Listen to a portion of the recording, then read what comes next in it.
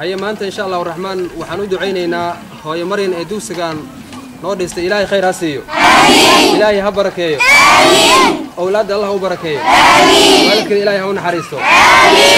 madrasada lagu magacaabay ibn Cabbaas oo ku taal xiriyaha qaxootiga Dadaab gaar ahaan xirada qaxootiga Xagadheere ayaa waxa ay qabtay baahi dhinaca goobaha wax lagu barto waxaana ardayda ay wax ku baran jireen geed hoostiisa TV-ga caalamiga Royal xaruntiisa xiriyaha Dadaab ayaa waxa uu booqday goobta ay ku taalay madrasada ibn Cabbaas waxa uuna bulshaweynta u gudbiyay baahida ay qabto madrasada ibn Cabbaas waxaana dhismaha madrasada ibn Cabbaas qaadatay hooyo lagu magacaabo Marian oo ku nool wadanka UK gaar ahaan London xaafada Colombel maalintii Isniinta aan ka soo gudubnay ayaa waxa si toos ah u bilowday dhismaha madrasada waxa uu soo gabagaboobay dhismaha madrasada ibn Cabbaas maanta oo Arbaca ah gabagabadii dhismaha madrasada ibn Cabbaas ayaa waxa ka muuqday dhammaan ardayda dhigata madrasada farxad aan la soo goobi karin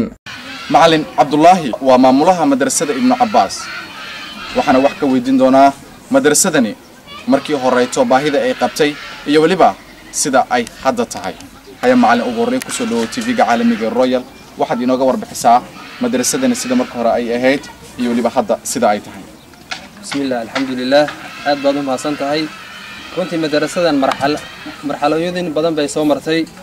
awalan waxaan deganin guri ciriiri nagu ah oo kare nagu ahaa alxamdulillaah islaam baan nagu sadaqaysatay booskan arakaysan hadda weyn booskii baan iska soo degnay laba geed dhaxdood iyo ardada aan ku haynay alxamdulilaahi rabbil caalamiin ilaahay wuxuu qadaray TV-gan Royal TV inuu nagu soo booqdo halkan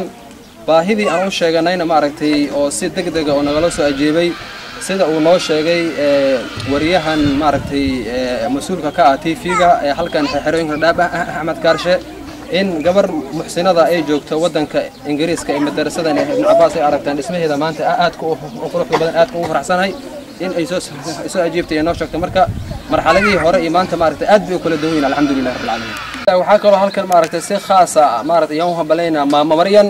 ee suurta gelisay dhismahan madrasada ibn Cabbaas li tahfiid al-Qur'aan al-Kariim ee joogta wadanka Ingiriiska xaafada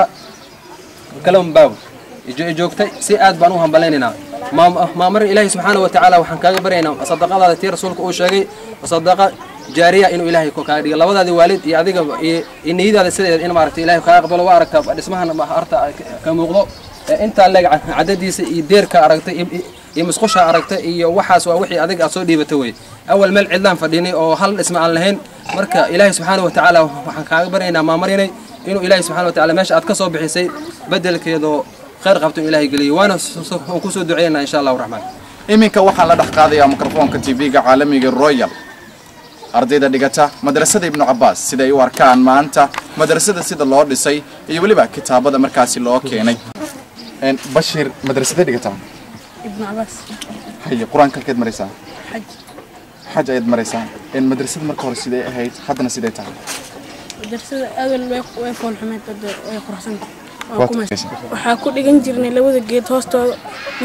markii qoraxdana waa ka dhaqaa jirnay markii roobkana waana la fasax jirnay hay hadda laba qol weyn nolol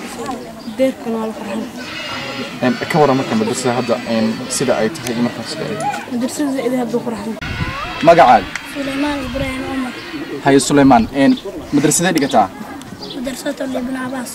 ibn Cabbaas hay intee wax ku baran jirtay marka ugu horeyso geed hoostiis waa tahay hay haddana darajada si fiican aan Axmed Maxamed Kaarshe TV-ga caalamiga Royal xirada qaxootiga Xagadheer gobolka Waqooyi Bari Kenya